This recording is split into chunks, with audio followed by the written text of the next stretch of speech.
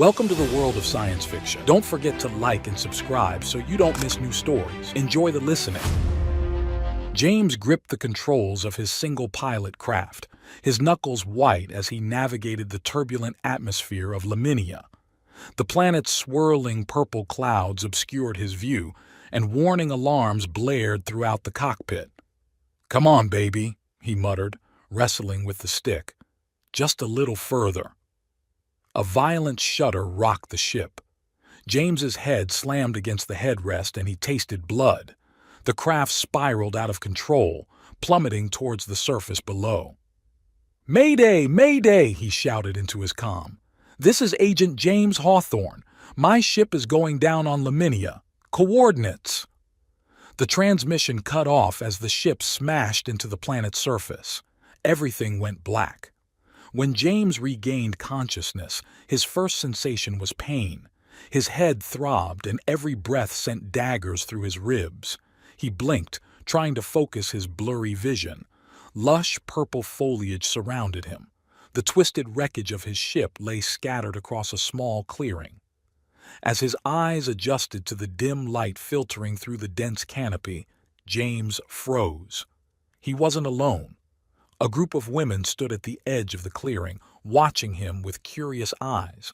But these were unlike any women he'd ever seen.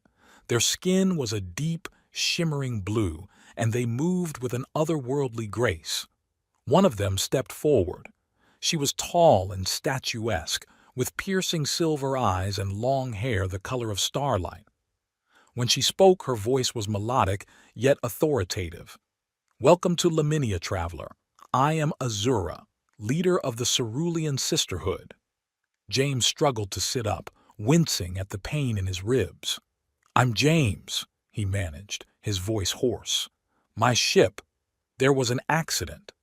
Azura's lips curved in a knowing smile. "There are no accidents on Laminia, James. The planet brought you to us for a reason." She extended a hand, and James hesitated only a moment before taking it.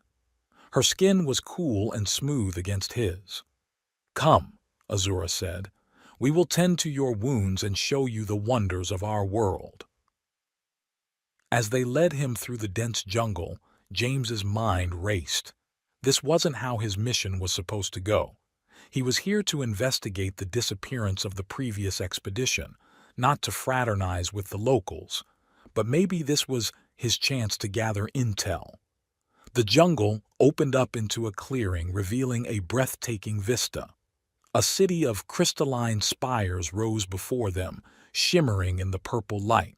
Walkways of twisted vines connected the structures, and James could see more of the blue-skinned women moving gracefully between them.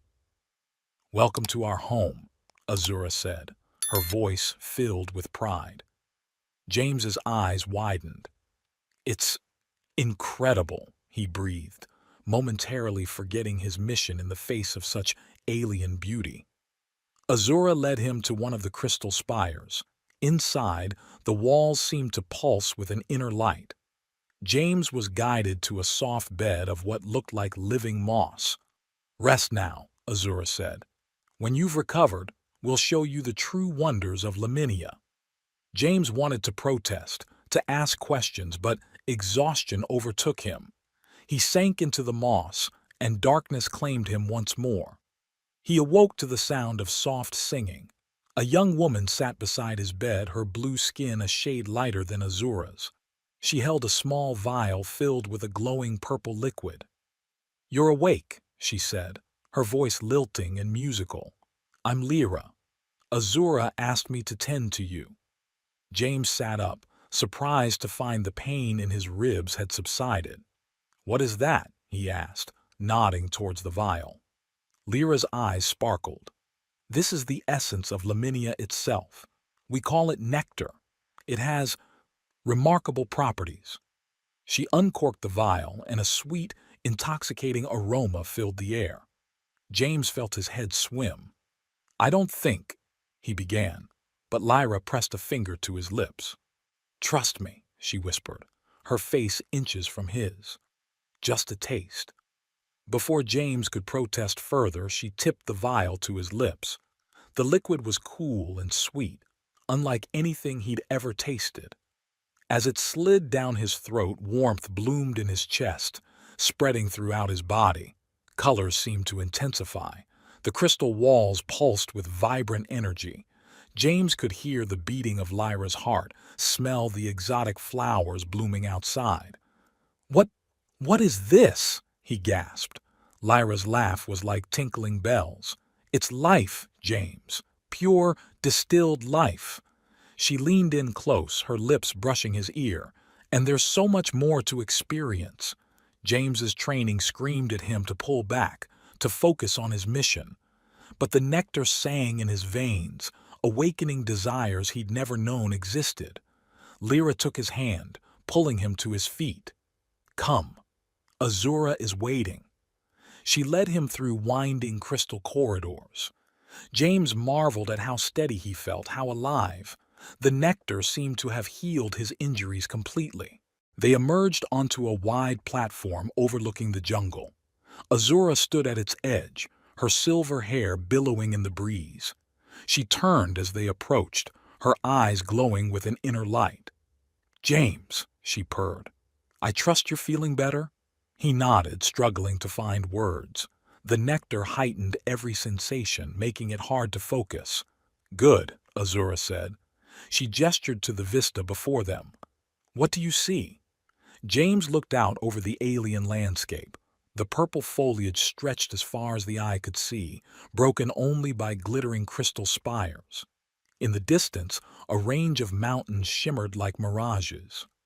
"I see beauty," he said, "unlike anything on Earth." Azura's smile widened. "And power," she added. "Laminia is alive, James.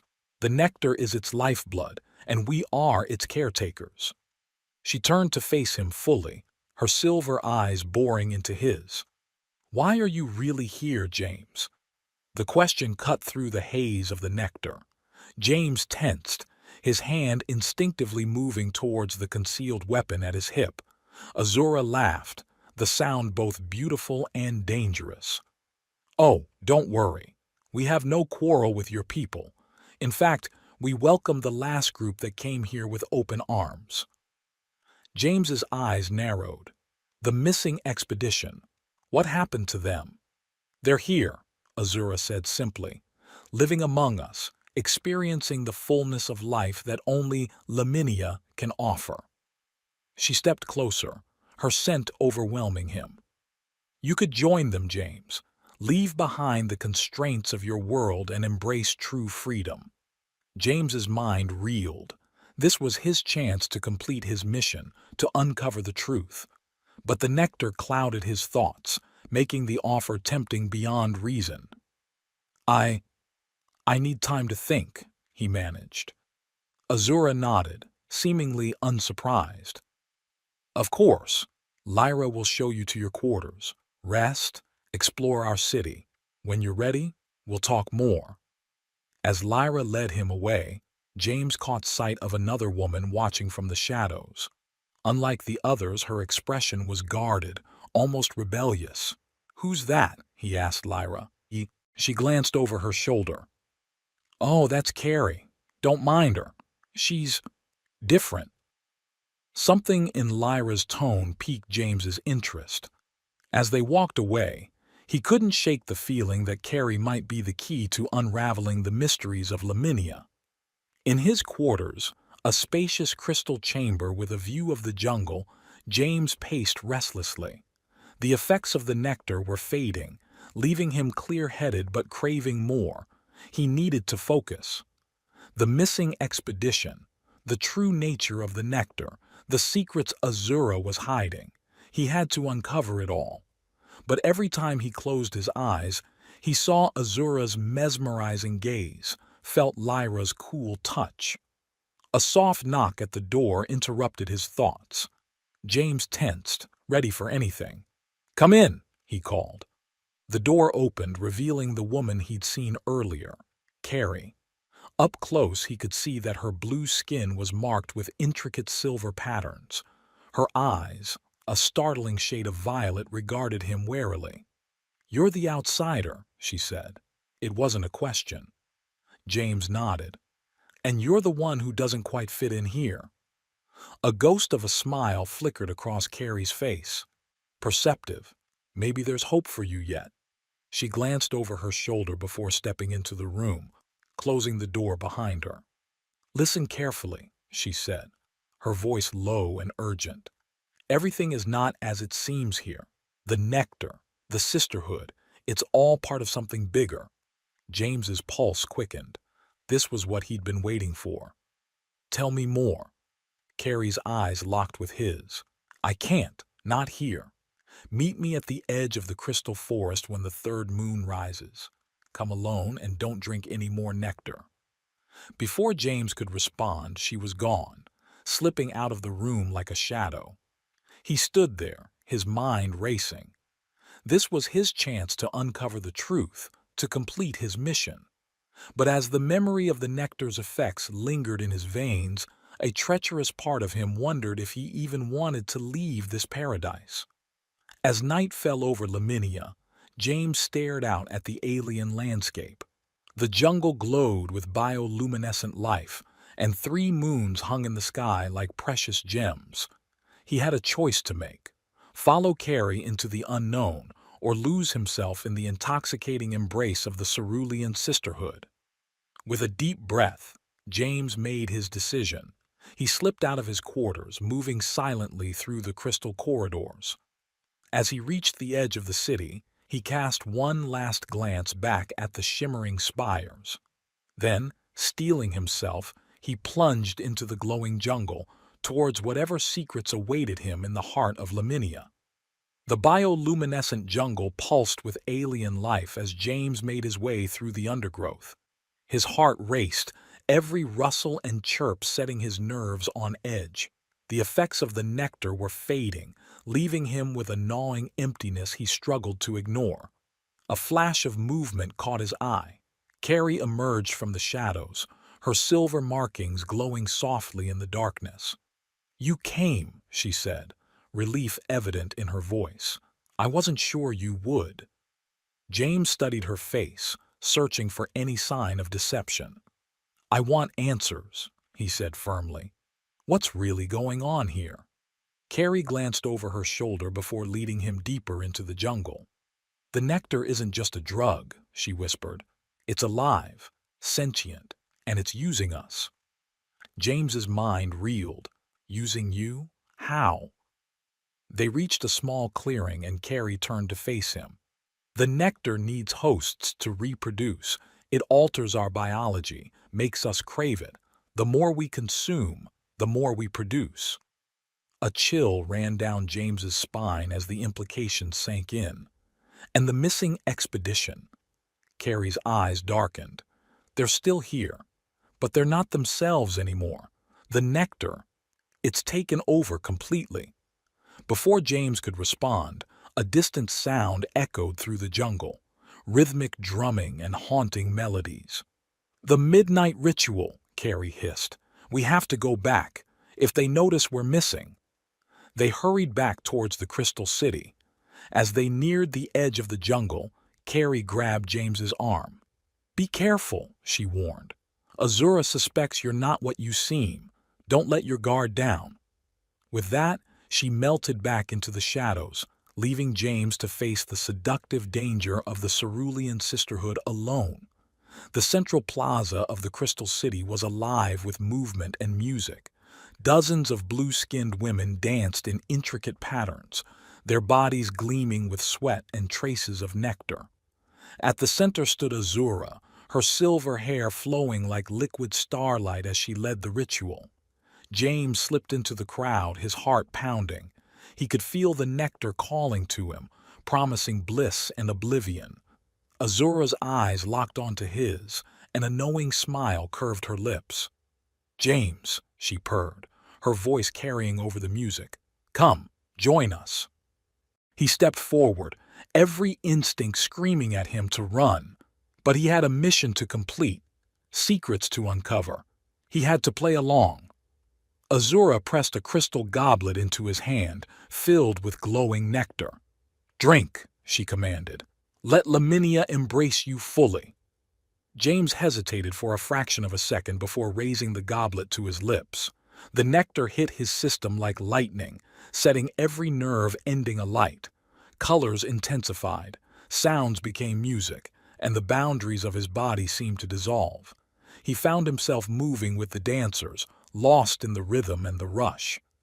Azura's hands were on him, guiding him through the steps of the ritual. Her touch sent shock waves through his system, and he struggled to remember why he was here, why any of this mattered beyond the ecstasy of the moment.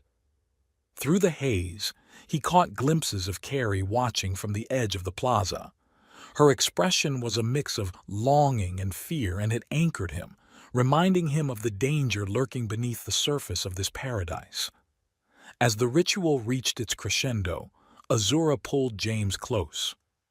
"You're holding back," she whispered, her lips brushing his ear. "Let go. Give yourself to Laminia completely." For a moment, James teetered on the edge of surrender.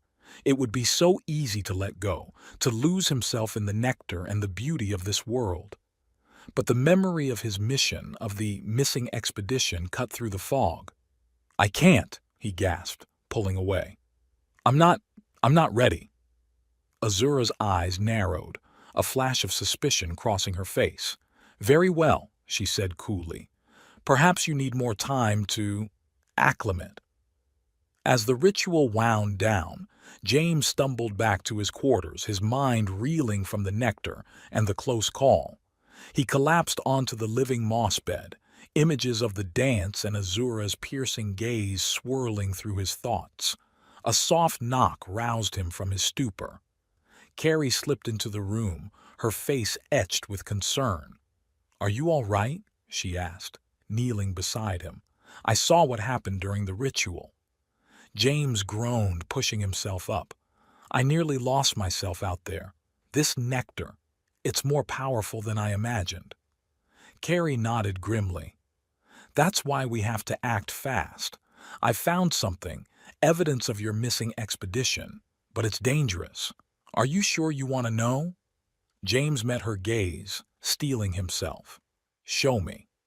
They crept through the silent corridors of the Crystal City, Carrie leading the way to a hidden passage. As they descended deeper into the heart of the structure, the air grew thick and humid. "What is this place?" James whispered. "The source," Carrie replied, "where the nectar is born and where it keeps its most prized possessions." They emerged onto a narrow walkway overlooking a vast cavern. James's jaw dropped at the sight before him. Massive, pulsating pods lined the walls, each one containing a humanoid figure suspended in glowing liquid. "Are those—" he began, unable to finish the thought. Carrie nodded solemnly. "Your missing expedition, and others who came before. The nectar doesn't just enslave us, it transforms us. These are its most perfect vessels, producing the purest nectar." Horror and revulsion warred with the lingering effects of the nectar in James's system. He gripped the railing, fighting the urge to be sick. "We have to free them," he said through gritted teeth. "It's not that simple," Carrie warned. "They're too far gone, and even if we could, the withdrawal would kill them. The nectar is the only thing keeping them alive now." A sound from above made them both freeze. Footsteps echoed through the cavern, growing closer. "We have to go," Carrie hissed, pulling James back towards the hidden entrance. They barely made it back to the upper levels before running into a patrol of cerulean guards. Lyra, the woman who had first given James the nectar, was among them. "James?" she said, surprise evident in her voice. "What are you doing down here?" He forced a smile, hoping the lingering effects of the nectar would mask his unease. "I got lost exploring," he lied smoothly. "This place is like a maze." Lyra's eyes narrowed slightly, but she nodded. "Of course. Allow me to escort you back to your quarters." As they walked, James could feel Lyra's gaze boring into him. He knew he was treading on dangerous ground now. One wrong move, and his cover would be blown. Back in his room, James paced restlessly. The horror of what he'd seen in the cavern warred with the ever-present craving for more nectar. He had to find a way to complete his mission and escape this planet before he ended up like the others, a mindless husk, existing only to produce the addictive substance. Days blurred together as James delved deeper into the mysteries of Laminia. He participated in more rituals, each one pushing him closer to the edge of losing himself completely. But in stolen moments with Carrie, he pieced together the true nature of the nectar and its hold on the Cerulean sisterhood. "It's not just a drug," Carrie explained during one of their clandestine meetings. "It's a symbiote. It needs us as much as we've come to need it. But the balance is all wrong. Azura and the Elders, they've let it take too much control." James nodded, fighting the familiar ache for another dose. "How do we stop it?" Carrie's eyes blazed with determination. "There's a way to synthesize an antidote, but we need access to the source chamber, and that's heavily guarded." As they plotted and planned, James found himself drawn more and more to Carrie. Her strength, her rebellious spirit. They awoke something in him that even the nectar couldn't touch. But Azura was growing suspicious. She increased James's dosage of nectar, watching him closely during rituals and private meetings. The constant exposure was taking its toll, and James struggled to maintain his cover. It all came to a head during a major ceremony. The entire sisterhood had gathered in the central plaza, the air thick with nectar-laced incense. James stood at Azura's side, his head swimming from the concentrated dose she had given him earlier. As the ritual reached its peak, Azura turned to James. "It's time," she said, her voice echoing strangely in his addled mind. "Show us your true self, James. Let Laminia see the real you." The nectar sang in his veins, urging him to surrender, to reveal everything. James swayed on his feet, his vision blurring. I am," he stammered, teetering on the edge of exposure. Suddenly, a commotion erupted at the edge of the plaza. Carrie burst through the crowd, her eyes wild. "The source chamber!" she shouted. "Something's wrong!" Confusion rippled through the gathering. Azura's attention snapped away from James, giving him a moment to collect himself. As the sisterhood rushed to investigate, James locked eyes with Carrie across the plaza. In that moment, he knew their time had run out. Whatever happened next would determine not just the fate of his mission, but the future of Laminia itself. The nectar pulsed through his system, clouding his judgment. But as he looked at Carrie, a different kind of intoxication took hold, one born of trust, of shared purpose, and perhaps something deeper. With the last shreds of his willpower, James made his choice. He would see this through, no matter the cost. As chaos erupted around them, he and Carrie slipped away, ready to make their final stand against the seductive, terrifying power of the nectar. James and Carrie raced through the twisting crystal corridors, their footsteps echoing in the chaos. Alarms blared and the air thickened with a sickly sweet mist, the sisterhood's defense mechanism, pumping concentrated nectar through the ventilation system. "We need to get to the source chamber," Carrie gasped, pulling James down a hidden passage. "It's our only chance to synthesize the antidote." James nodded, fighting the wave of euphoria threatening to overwhelm him. The nectar sang in his veins, urging him to surrender, to return to Azura's embrace. He gritted his teeth, focusing on Carrie's determined face. They burst into the vast cavern housing the pulsating pods. James's stomach lurched at the sight of the transformed humans suspended within. "There," Carrie pointed to a control panel near the largest pod. "We can use that to start the synthesis process." As they worked, James's hands shook violently. Sweat poured down his face and his vision blurred. The first pangs of withdrawal clawed at his insides. "Stay with me, James," Carrie urged, her own voice trembling. "We're almost there." A thunderous boom echoed through the chamber. Azura stood at the entrance, her silver eyes blazing with fury. Behind her, a group of cerulean guards advanced. "Traitors!" Azura hissed. "You would destroy everything we've built." James stepped forward, placing himself between Azura and Carrie. "What you've built is a prison," he snarled. "These people aren't your servants, they're victims." Azura's laugh was cold and brittle. "Oh, James, I had such hopes for you. But you're just like all the others, too weak to embrace true transcendence."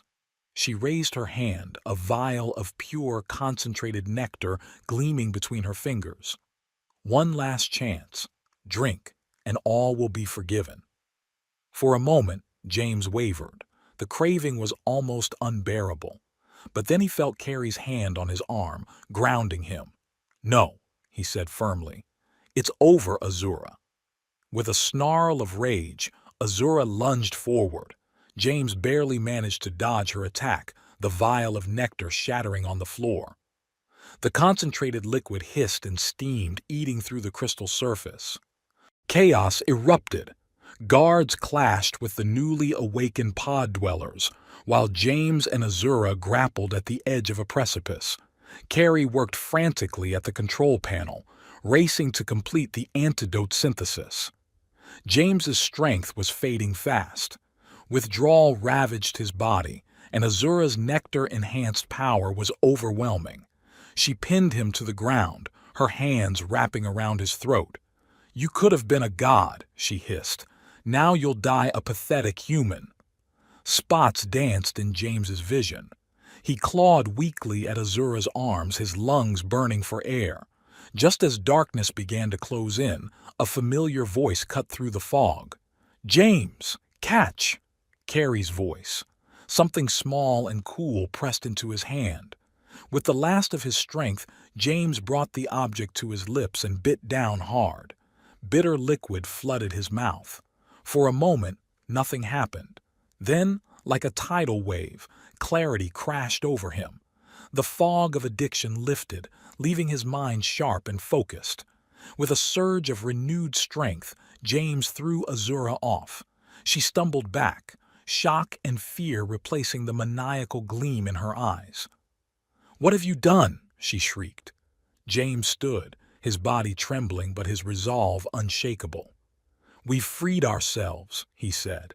"And now we're going to free everyone else." The next hours passed in a blur of action. James and Carrie led the newly liberated pod dwellers through the Crystal City, distributing the antidote and fighting off the remaining loyal Sisterhood members. As dawn broke over Laminia, James found himself standing at the edge of the jungle, watching as the rescued expedition members boarded the Sisterhood's backup ship. Carrie approached, her face etched with a mix of triumph and uncertainty. "It's done," she said softly. "They're free to go home." James nodded, a strange emptiness settling in his chest. His mission was complete. He should be boarding that ship, returning to Earth with the proof of what had happened here. And yet, he turned to Carrie, studying the intricate patterns on her blue skin, the fierce intelligence in her eyes. In the short time he'd known her, she'd become more than just an ally. She represented everything he admired: strength, compassion, the courage to fight for what was right. "What will you do now?" he asked.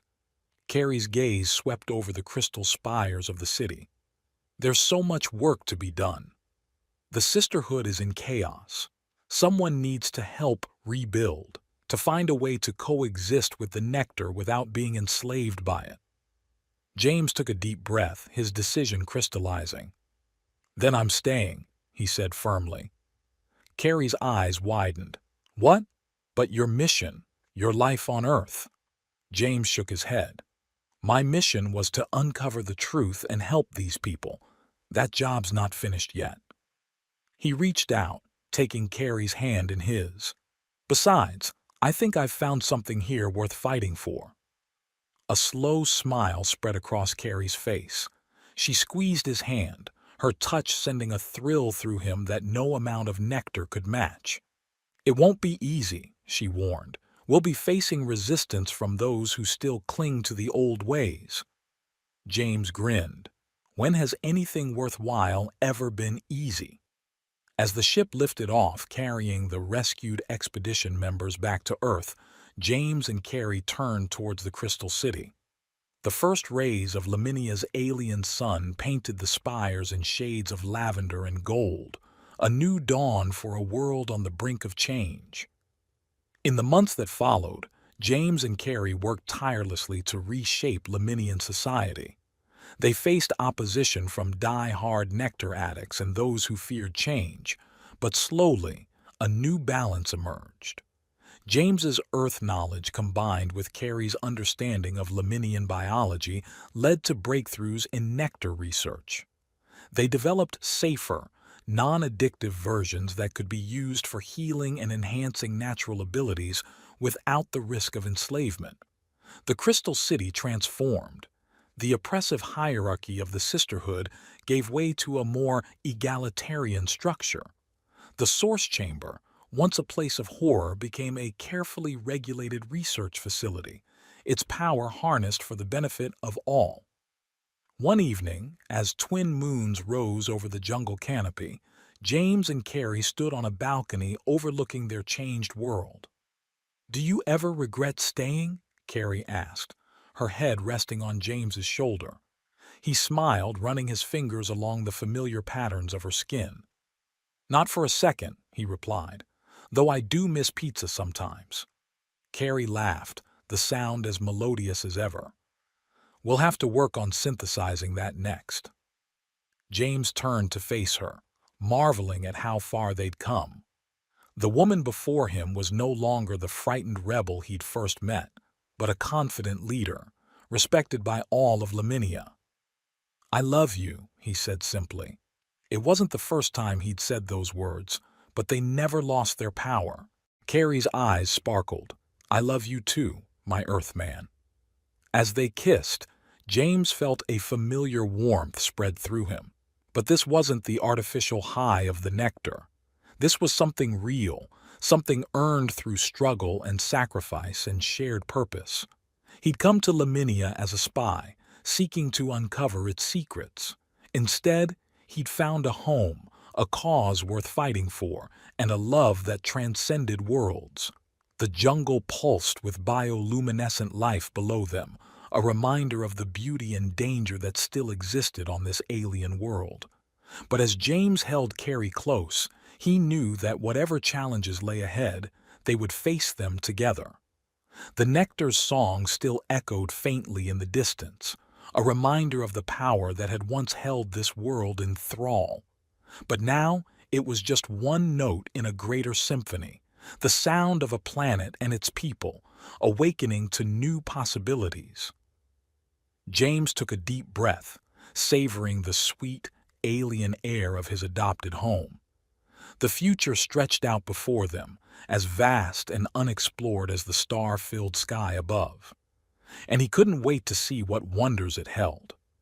Well, dear viewers, you've just experienced Sweet Captivity, a tale that's one part Avatar, 2 parts Barbarella, with a dash of Dune's spice melange thrown in for good measure.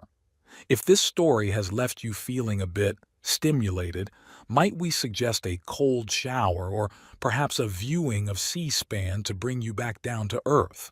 Remember, what happens on Laminia stays on Laminia, unless, of course, you're a secret agent with a penchant for blue-skinned rebels and psychotropic alien nectar.